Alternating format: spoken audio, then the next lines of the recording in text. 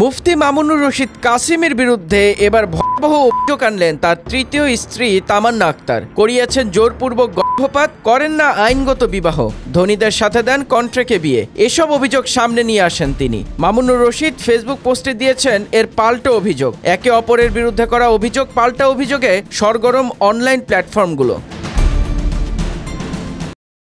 তামান্না আক্তার নামে এক নারী নিজের ফেসবুক অ্যাকাউন্টে পোস্ট দিয়ে দাবি করেন তিনি মুফতি মামুনুর রশিদ কাসেমীর তৃতীয় স্ত্রী। তবে কাসেমী তাকে ধর্মের নামে প্রতারণা করে সম্পর্কের ফাঁদে ফেলেছেন বলে অভিযোগ করেন তিনি। তামান্নার বক্তব্য অনুযায়ী আইডিয়াল ম্যারেজ ব্যুরো নামে একটি প্রতিষ্ঠানের মাধ্যমে ওই সম্পর্কের সূত্রপাত ঘটে। তাদের প্রতিশ্রুতি ছিল বিভিন্ন নারীর সংসার গঠনে সহায়তা করা, কিন্তু বাস্তবে সীমিত সময়ের জন্য মেয়েদের ধনী পুরুষদের সঙ্গে বিবাহের নামে প্রতারণা করা হতো বলে অভিযোগ তামান্নার।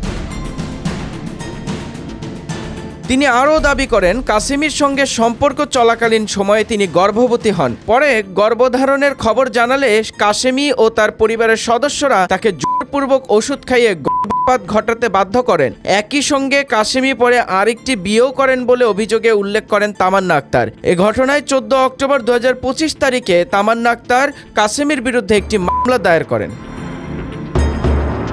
অন্যদিকে মুফতি মামুনুর রশিদ কাসেমী নিজ ফেসবুক পেজে পোস্ট দিয়ে তামান্নার অভিযোগ সম্পূর্ণ মিথ্যা বলে দাবি করেছেন। তিনি বলেন পারিবারিক অনুরোধে তামান্নাকে বিয়ে করেছিলেন, তবে বিয়ের পরও তিনি অসংযত জীবনযাপন করতেন। কাসেমীর অভিযোগ তামান্না সামাজিক যোগাযোগ মাধ্যমে অশালীন কন্টেন্ট পোস্ট করতেন এবং নৈতিক অবক্ষয়ে জড়িয়ে পড়েন।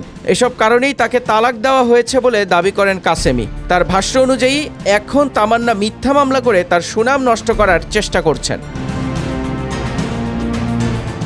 মামলাটি বর্তমানে তদন্তাধীন রয়েছে। সংশ্লিষ্ট প্রশাসন বা আইডিয়াল ম্যারেজ ব্যুরো এর পক্ষ থেকে এখনও আনুষ্ঠানিক কোনো বক্তব্য পাওয়া যায়নি। মামুনুর রশিদ কাসেমী বহুদিন ধরেই বহু বিবাহের পক্ষে কথা বলে যাচ্ছেন। এদিকে ঘটনাটি নিয়ে সামাজিক যোগাযোগ মাধ্যমে শুরু হয়েছে তীব্র প্রতিক্রিয়া। কেউ বলছেন এটি নারীর প্রতি অন্যায়ের উদাহরণ, আবার কেউ কাসেমীর পক্ষ নিয়ে বলছেন সত্যতা যাচাই ছাড়া কোনো সিদ্ধান্তে যাওয়া ঠিক নয়। ঘটনাটি শেষ পর্যন্ত কোন দিকে গড়াবে তা নির্ভর করছে চলমান তদন্ত ও আদালতের রায়ের ওপর।